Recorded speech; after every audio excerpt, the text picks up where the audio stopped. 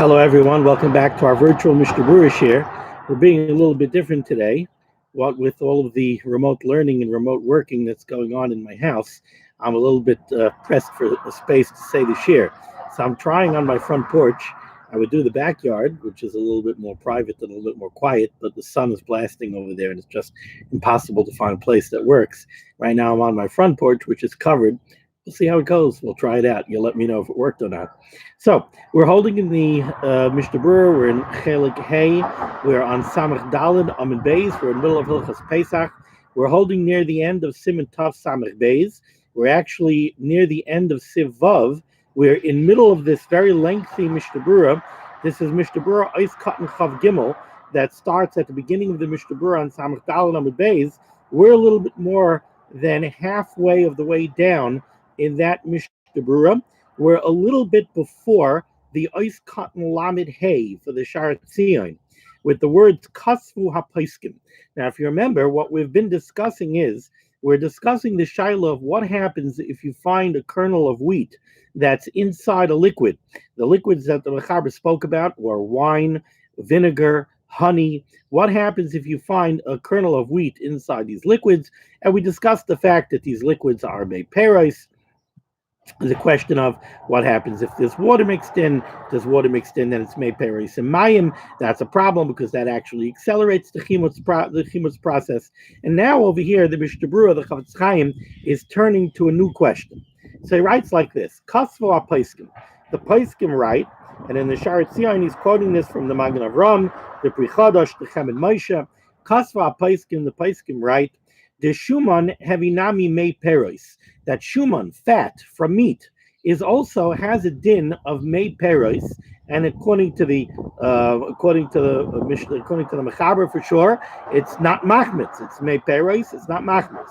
Lefikach, therefore, chita shenafal l'seich shuman. If you have a kernel of wheat that fell into fat, it could be melted fat. Afilu roiseach. Even if that fat, schmaltz, is hot, einoi oiser. So you have a kernel of wheat that fell into some hot schmaltz. It's not going to asa the schmaltz. Shemei peros einoi machmitz, because the shuman has a din of mei peros, and mei peros einoi machmitz. Va'afilu nispakeya hachita.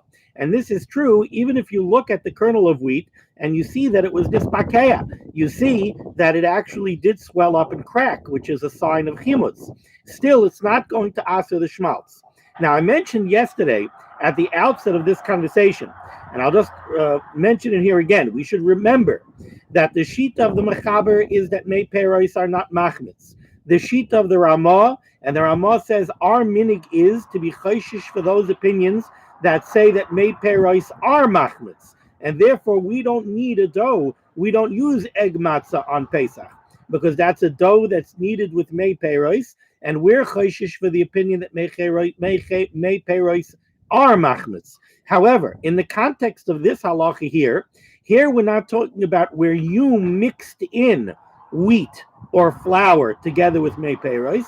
Here we're talking about mikre. We're talking about something that happened. A kernel of wheat fell into the shuman, or it fell into, yesterday we were discussing honey mead, or it fell into wine, or it fell into chametz. You didn't do it biyadayim. This is something that just happened. And over there, we're not machmer. Over there, we're not machmer like those opinions that mei peros are machmitz. We're saimech on the Mechaber's opinion that mei peros are not machmitz. And we're going to see, I think later today, in the beginning of Siman Tav Samach Gimel, I think we'll see that even more clearly in the Ramah. Yeah, in Tav Samach Gimel, we'll see that more clearly in the Ramah himself. I think we'll see a pretty good remez, a pretty good allusion in the words of the Ramah, that's how the Ramah held. The Ramah held that to do it biyadayim, to do it l'chatchila, to mix mei peros with kemach or with chitim, then we're machmer. But if it happens by itself, if something falls in, then we're not machmer. So now let's continue with the Mishnah Berurah here. The Mishnah Berurah says, if you had this kernel of wheat that fell into the shuman, so the shuman is mei peros, and mei peros are not machmitz, even if the shuman was hot. Ubelvad, however, this is only true. Shaloi nisarev mayim b'seich hashuman achar shehitichu oisai. This is only true so long as no water was introduced into this schmaltz after the fat was rendered. If it was rendered and then after it was rendered, water was introduced into the mix, so then that's not true, because then it's now you're already talking about mei peros im mayim. Now you have a combination of the shuman, the rendered schmaltz, together with water. That's mei peros im mayim, which we say is more problematic. It accelerates the chimas process. Even though the Chavetz Chaim says, I'm telling you this is only true if no water was mixed in, the truth is, shuman always has water mixed in. Why does shuman always have water? Because let's remember, the meat that we're rendering the fat from, it had to be soaked, it had to be washed during the malicha process. When it was salted to remove the dam, we had to soak it, we had to rinse it, we had to wash it. So the meat is always wet. So this fat got wet, and now you took it, you rendered it. So there was a minute amount of water mixed in. Nevertheless, says the Chavetz Chaim, ein lachish lozeh. We don't have to concern ourselves with that water. Why? Lefi kishen is bashel shuman baktera, because when you render the fat, what do? You cook it up. Bishul yafeh, you do that with a very strong cooking. You don't just heat that up lightly. You cook it nicely. Nisrafu hamayim babishul, the water that's mixed in with the shuman cooks out. V'holchu lahem lagamri, that water is going to be considered gone. So we're not going to look at this rendered fat as being a mixture of mei peros and mayim, of being a mixture of mei peros and water, shuman and water, because we're going to assume that when you rendered the fats, all of the water, remember it's a minute amount of water that we're speaking of, it's the water that's the residual water that's there from the soaking and the rinsing of the malicha process, that cooks out v'holchu lahem lagamri, that's gone. V'lachein ein lachish. Oh no, v'lachein, I'm sorry, skipped the line there, v'lachein, and therefore, even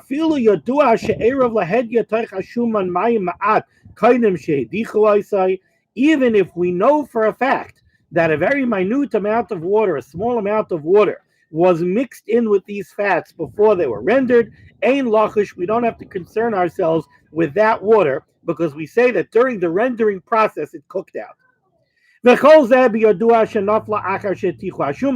However, this is only true if we know that the water part of this mixture was introduced. I'm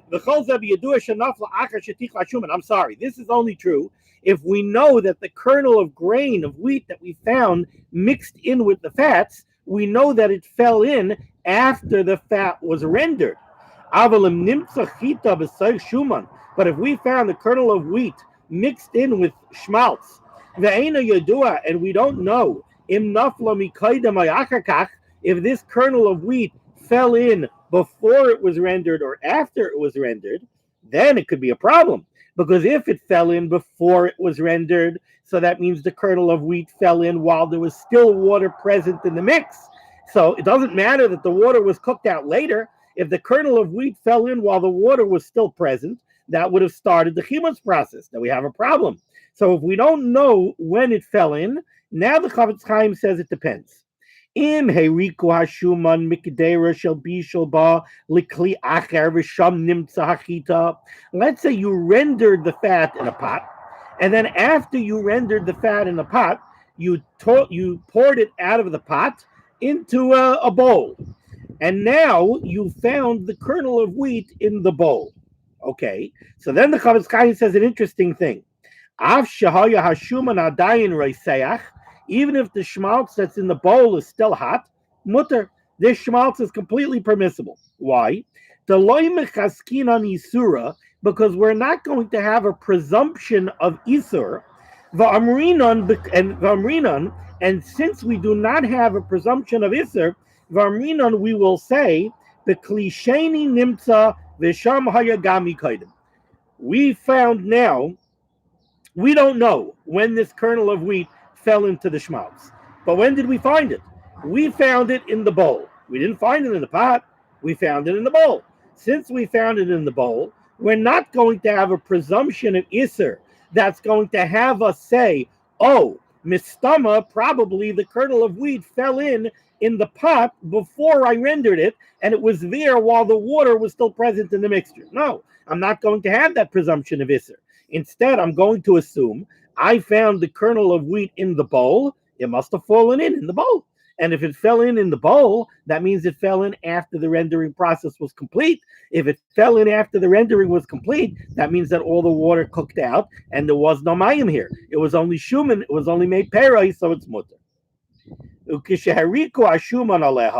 must be that the kernel of wheat was in the bowl, and when you poured the schmaltz into the bowl where the kernel of wheat was, all the water was gone because all the water boiled out in the rendering process. And similarly, even if you find the kernel of wheat in the pot that you did the rendering in, here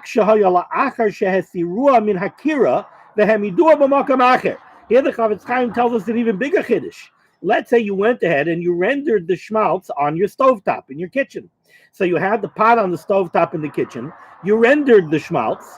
Now it's finished. And now you need the pot to put up your Pesach Tikka gefilte fish. So you took the pot of the schmaltz off the stovetop and you put it on a trivet on the island in order to cool down. Now, when the pot is on the trivet on the island, that's when you went ahead and you found the kernel of wheat. Says the Chavetz Chaim, not a problem. It's going to be mutter. Why? So he says, Rak shahaya la'achar shehesirua min akira. You found the kernel of wheat in the pot that you did the rendering in, but you found it after you removed the pot from the stovetop. Vehemidua b'makam acher, and you put the pot somewhere else. You put it on a trivet on your island. V'sham nimtei sachita ba, and over there, that's where you found the kernel of wheat in the pot. Afilu ba'oida shuman reiseach, even if the schmaltz is still hot, mutter, everything is mutter. Why? Because we do not have a presumption of Isser, or presumption of prohibition from one place to another place. We found the problematic kernel of wheat where? On the island. We didn't find it in the pot when it was on the stovetop when it was cooking. We found it on the island. So, okay. So we only know that there was a kernel of wheat in the pot when it was on the island. We don't know that there was a kernel of wheat in the pot when it was on the stovetop. So therefore, Vamrinon, we say, Hachita nafla b'makom zeh, the kernel of wheat must have fallen in on the island, shekvar hitichua, and by the time the pot of the schmaltz came to the island, it was already rendered, and since it was already rendered, all the water cooked out, v'nasis hakol made peros, and therefore it's considered completely made peros, and made peros ein machmitzin, and it's not a problem. Aval, however, im nimtei sachita habekua bekli rishona, but if you find a swollen, cracked kernel of wheat, so this is a kernel of wheat that has the simone chimutz, it has signs that it became chametz. If you found it in the kli rishon, if you found it in the pot that you actually put on the stove and you actually rendered the fats on, if you found it in the kli rishon on the stovetop where you rendered the fat, and it's still in the place where you rendered it on the stovetop, asar hashuman, then the rendered schmaltz is going to be asar. The chayshinon, because we have to worry, shema nafla kaidam hatacha, maybe the kernel of wheat fell in before the schmaltz was rendered, or maybe all the way at the beginning of the cooking process, and at that point, there still could have been residual water from the soaking, rinsing, and malicha process on the shuman, and therefore there's still wheat water mixed in over here. And it could be that kernel of wheat became chametz immediately. Kedin mayim in meiperos, like the halacha of a combination of meiperos with mayim, which we say is machmitz quickly, shemimarim lahachmitz, that accelerates the chimutz process, vayseres hashuman, and then the schmaltz is going to be forbidden. It's going to be asur. Continues the Mishnah Berurah, v'em omer beberer, and if the person who's doing this says clearly that he knows for certain, he knows that yes, I rendered this schmaltz, but I didn't do it right after the malicha process. I didn't do it right after the meat was washed down. This meat was the malicha was done on this meat. The koshering was done on this meat, and then the meat was butchered and it was cut and it was packaged and it sat on the shelf in the butcher shop for 2 days. And then I went and I bought it and I took it out of the package, and right away I went ahead. I took the schmaltz and I rendered the schmaltz. So if he says for certain that he knows he did not do the rendering right after the meat was washed, rather he knows that the water dried off before he did the rendering, in such a case, even if you find a kernel of grain mixed in with this rendering schmaltz before it cooked well, so you cannot say that the water cooked out, gamkin mutter, it's still permissible, because she'ein kan elamei peres balvad. Because what water is there here? There's no water here. It's only shuman. It's only meiperos, and meiperos einan machmitzim. Okay, so far to this point, everything. I'm always very careful. Never say that a halacha is not negeya. All of these halachas are negeya. Even if we look at this and we say we don't do this and we don't render schmaltz, yeah, you didn't render schmaltz until now. But let me tell you something. I'm looking now. We have to, my wife is going to want to bake challah for this Shabbos, and guess what we can't find? We can't find yeast. So suddenly I'm looking into making sourdough. I'm looking into making starter dough. When's the last time somebody made sourdough? You go to the store, you buy yeast. You can't find fresh yeast, you buy dry yeast. Right? If you can't find this kind of dry yeast, you buy that kind of dry yeast. I can't find yeast. ShopRite doesn't have yeast. Costco doesn't have yeast. The local grocery store here doesn't have yeast. I can't find yeast. Walmart doesn't have yeast. So suddenly I'm looking into making sourdough. Would it have shocked anybody if this Pesach would have come along with all this COVID-19 stuff going on and there's no oil? They couldn't bring the oil in. So guess what? You're going to get schmaltz. You're going to make schmaltz. You're going to figure it out. So never ever say that a halacha is not negeya. Every halacha that we learn is negeya. So I would never say that halacha is not negeya. What I'll say is it sounds a bit foreign to us, what we've discussed so far in this Mishnah Berurah, finding kernels of wheat in vinegar. If we have Pesach vinegar, it's a bottle of vinegar that we bought with an OUP on it, and it was filtered and prepared commercially. You're not going to find a kernel of wheat in it. Find a kernel of wheat in your wine. Who's finding a kernel of wheat in his wine? But at least now, at the end of this lengthy Mishnah Berurah, at least we're going to talk about something that we're familiar with. Let's say you use your schmaltz to make igulim. What are igulim? Literally, igulim are balls. What is he referring to? Shekarin knedlach. You made knedlach for Pesach. You made matzah balls. So you made, using this schmaltz, you made knedlach. And what did you make the knedlach out of? You made it out of the schmaltz and matzah tchuna. You made it out of ground up matzah. You made matzah meal. So you have matzah meal and the schmaltz. That's how you made knedlach. And in the knedel, you find a kernel of wheat. That's interesting already, because that already, at least you could say, I guess a kernel of wheat somehow was in the flour or it was mixed in with the shuman. So now you have a kernel of wheat in the knedel. If you did not mix water in with your knedlach, rak shumanu beitzim, it was made only with schmaltz, meiperos, eggs, meiperos, and ground up matzah, pshita the mutter. So the Chavetz Chaim says, obviously this is mutter. The meiperos saying ve'enan machmitzim, because everything we're talking about here is meiperos. We're talking about shuman, meiperos, meibeitzim, eggs, meiperos. So everything is meiperos. And again, this is a case where you didn't do it lechatchila. You didn't look to mix in a kernel of wheat. It fell in. So then we're soimach on the machaber that meiperos eina machmitzim, and you have no problem. Avalim yesh igulim mayim. But if you made your knedlach with water, or some people put in seltzer, so it's water. Gamken afilim ma'at. Even if you put in only a minute amount of water, having meiperos and mayim. Now you have a combination of meiperos together with mayim, which accelerates the chimus process, v'aser, and then it would be aser. V'hu adin, similarly, the same halacha would apply. Hamatzah sheshoyrin oisa b'mayim la'achar afiyasa. People want to make matzah brai. So they take matzah, they break it up into pieces, and they soak the matzah in water, so it's fully baked matzah. They take a fully baked matzah, they break it up into pieces, and they soak it. V'soichatin oisa, and then they squeeze it out. And then they mix it, they knead it together with oil. or with eggs, with also mei peros. Im nafla chita l'saycha. Let's say a grain of wheat falls into that mixture. So now you have a mixture of matzah that was soaked, and shuman, schmaltz or oil, and eggs. Then yesh lahachmer. Then the Chavetz Chaim says you should rule stringently ula asra, and you should prohibit this mixture. Why? Lefi she'i efshar l'sachata kol kach, because it is not possible to squeeze out the soaked matzah to the extent that all the water should be removed. You soaked this matzah in water. The matzah took in copious amounts of water. It absorbed water. Now, yeah, you're going to squeeze it out, but you cannot squeeze it out to the extent where there's no water left.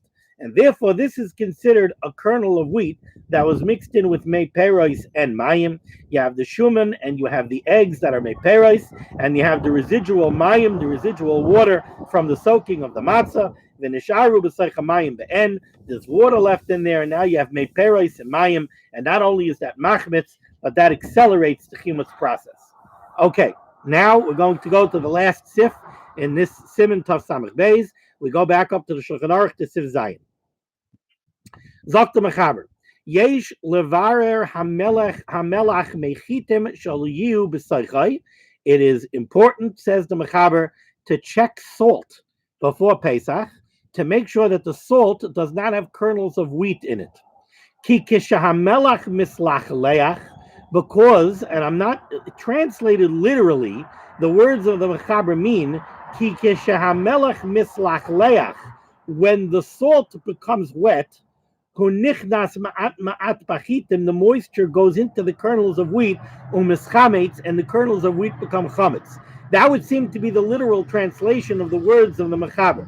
However, seeing the Mishnah Berurah, it seems that the proper way to translate this is when the salt exudes moisture.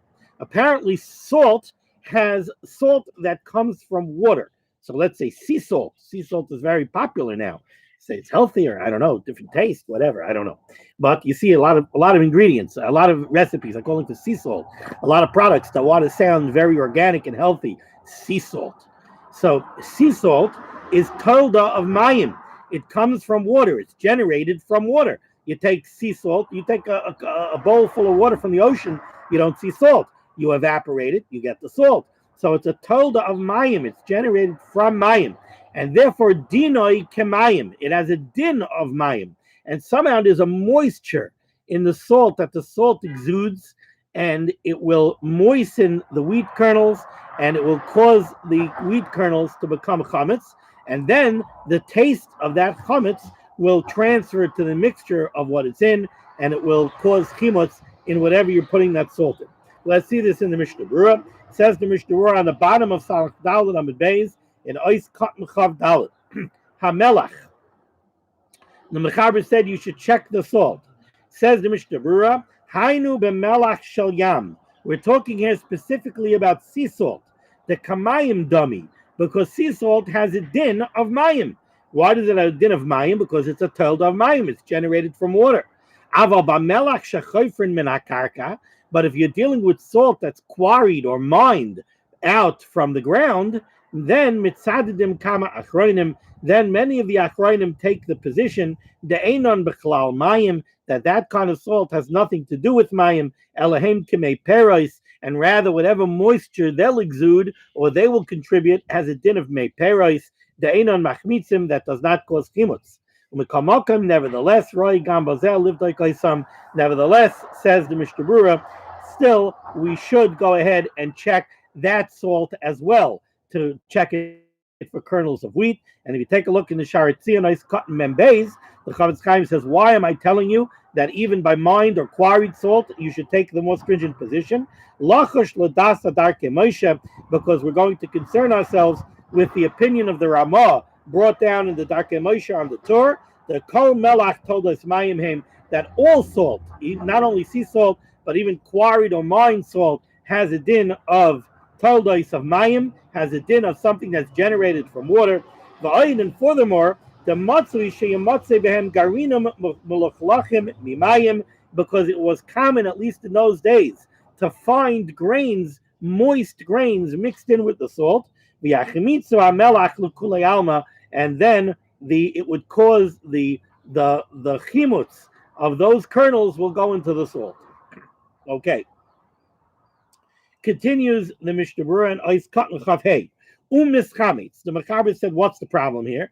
The Mechaber said that the salt will cause the kernels of grain of wheat to become chametz, and in turn will be mechametz everything else. Says the Mishnah Berurah, Umischametz hachita, the moistness of the salt, which is a tolda of mayim, is going to cause chimutz in the kernel of wheat. Vishuv pailetas hachit tamachametz b'melach, and then the tam, the taste of this chametz stick of wheat will be imbued, it will be imparted to the salt, and then if you use that salt in anything else, you're going to cause a problem. See, I made a note for myself over here to reference Dirsha footnote 35. Just kedai to mention again over here in the Dirsha footnote, it says here, Ula'arev melach be'isas hamatzah. People always say, our matzah only has two ingredients, flour and water.